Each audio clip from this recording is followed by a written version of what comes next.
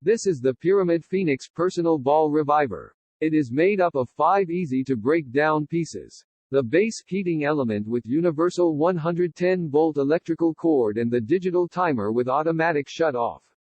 A pyramid ventilated ball cup. 2 cylinders pieces that create the heating chamber. Topped off with a ventilated lid. To use the Pyramid Phoenix, you simply put your ball into the heating chamber.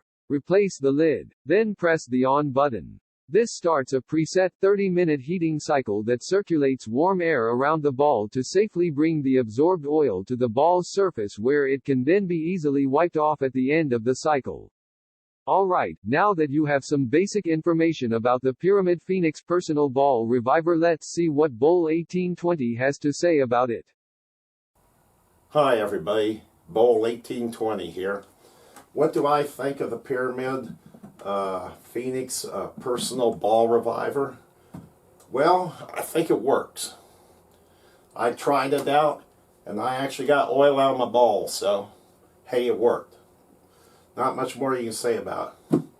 I think the guys at Pyramid Bowling did a good job coming up with this. It's a pretty solid build. Has the clear smoke plastic ventilated lid made out of kind of a solid plastic like you see on a lot of things. This is about the only thing I might have any con to say about it, is that, well, one, I would have kind of liked to have some knurling on this knob here, just in case you can grip it a little better, just in case your fingers got a little oily from touching your ball. You don't want to drop it. I figure I'll maybe put a little grip tape on that, or maybe stretch a rubber band around it there so I have something to hang on to. And the other thing is that sometimes you kind of got to jiggle it around to get it to set and seat in on the top of the unit. It doesn't quite self-center itself. I think if they had made this inner ring here just a little bit longer, it would be able to, like, you put it on there and then have it self-center on there real easy. But that's just a small thing. It's not a real big deal. The heating chamber here is made up of these 2 plastic rings. Pretty solid construction. Each ring is made of 3 sections here that you snap together. They got bracing on the inside here, so it makes it real solid and stuff. And the material they use here is pretty good. It would take some dropping and stuff. I don't think you'll beat it up or anything too much and have it just up and break on you. Inside, you have the Pyramid ventilated ball cup. You got the little Pyramid logos here with a hole knocked in them. There, they help kind of let some warm air circulate up underneath the ball. Then you have the base unit here. This doesn't particularly have any cup to catch any oil runoff. It just has this is like a pan here. This plastic feels about like the same plastic they use for the heating ring here. So if you get some oil, it's just going to build up here in this pan. You'll just have to wipe it out. How you feel about that, that's up to you. To me, that wouldn't really be a big problem. The base unit is made out of kind of a hard black plastic. Got 4 feet on it here. It seems to be pretty solid material. It would take, you probably have to drop that pretty hard to bust it. And you shouldn't be dropping it anyway. The bottom has some ventilation holes where the air is sucked into the unit. I'd suggest don't set this on a carpet. You don't want to block those vents. Put it on a firm surface.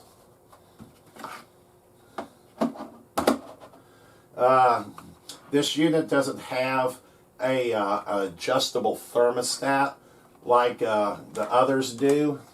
Just something to note too, as far as that's concerned, the innovative Vertex Personal Reviver, they no longer have an adjustable thermostat on theirs either. They've just gone to a fixed temperature. I think the new ball still has an adjustable one, but why you really need to adjust it, I don't know. Once it's set, you're probably never going to have to turn it again anyway. But this is set at 158 degrees. Doing some temperature tests with my thermometer here. Internal temperature in the heating chamber on this got up to 153 degrees by the end of the half-hour heating cycle. This has a pre-programmed set half-hour cycle on it. You just turn it on, the timer starts counting down for 30 minutes, then it'll automatically shut off. But the inside got up to about 153 degrees. Now, a lot of people thought, well, hey, 158 degrees is too hot according to the studies. The Brunswick study said the max temperature they were saying was about 150 degrees was the max temperature on it. That ball shouldn't be going over. Well, as far as the ball is concerned, the ball did not get that hot. Using my infrared surface thermometer, at the end of a 30-minute cycle, the temperature on the ball surface usually was around in the 120 degree range. So the ball wasn't getting no ways near too hot, and that was plenty hot enough to make oil come out of the ball. You might get some temperature variations if you're in a real cold room or something, and this is sucking real cold air into it. That might have an effect on it. I don't know. Not much I can really check for that right at the moment.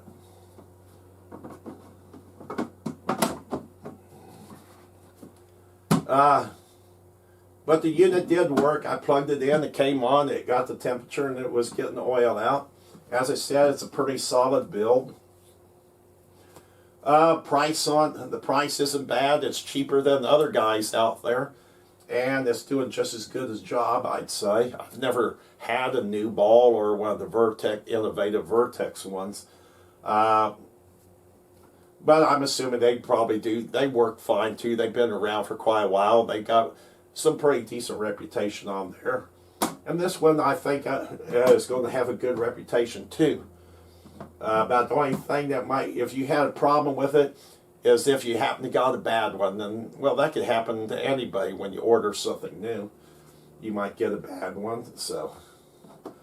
Well, I'm sure that you want to sit there and see this thing taking some oil out of a ball.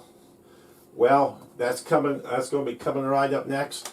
I got the video of me de-oiling my Motive Venom Recoil. This is the newest ball I've got. I had it now since last November. It's got around maybe 40 games on it. And the only thing I've done to this ball was during league, I'd wipe it off with my leather chamois. After the league, I clean it off with some Monster Tack and microfiber cloth. Then, like once a week, before going to league and stuff, I'd refinish the surface of the ball using some CTD True Cut sanding pads. These are some new pads out to compete with Braylon pads, and I gotta say they're a pretty decent pad. And also once a week I use a little bit of Powerhouse Clean and Dull on it to help kind of get a little bit of the oil, any oil that might really be down in the cover out. I've used this for years. It's a really good product. So that's how I've maintained this ball. It's never been de-oiled before or anything until now. Well, you've been waiting a long time, listen to me rattle on, so it's time to see the ball getting de-oiled.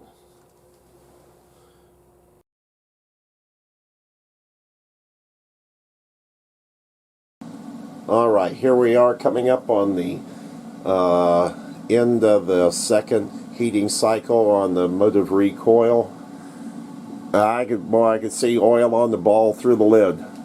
I don't know if you can or not, but do.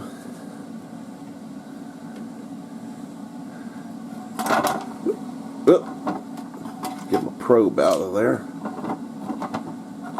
Leave that on. I'm going to try and go quickly again so I can get a surface reading for the temperature on the ball surface. So pardon me while I try to move fast taking this stuff off.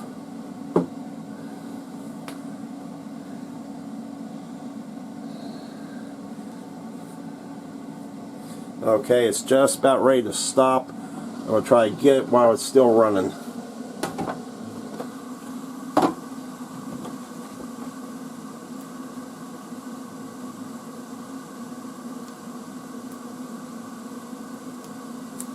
Okay, ball surface temperature 123 degrees, and we got a lot of oil running around on this ball. There, it just shut off. Let's see. Oh God, the top's covered. I think you can see it here. Put a little more light on it. See if we can see right here. Yeah, look at that, boy. Bunch of oil on that ball. We really got it running out of there. Yeah, let me spritz some cleaner on there.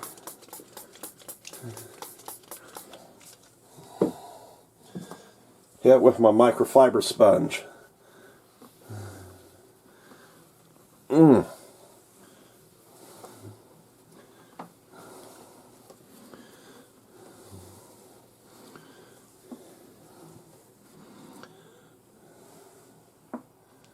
Woo.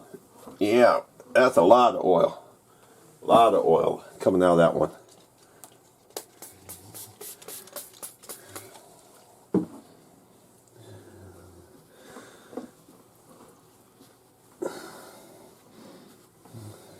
I'm hitting this with some bowlingball.com Monster Tack Cleaner, using one of their microfiber sponges. Good God, look how dirty that is. Well,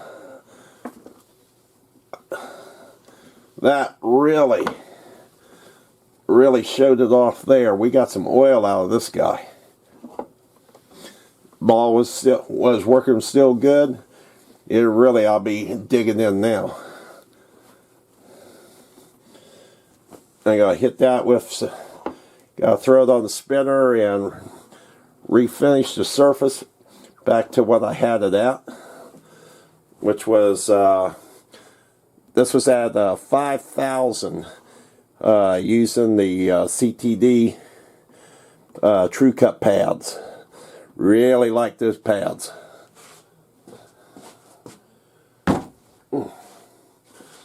Well, there you have it, everybody.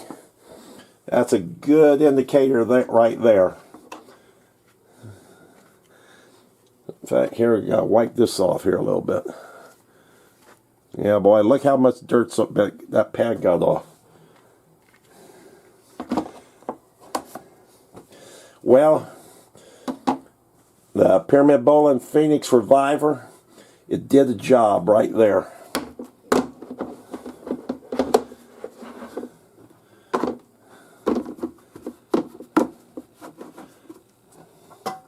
And there we are, back together.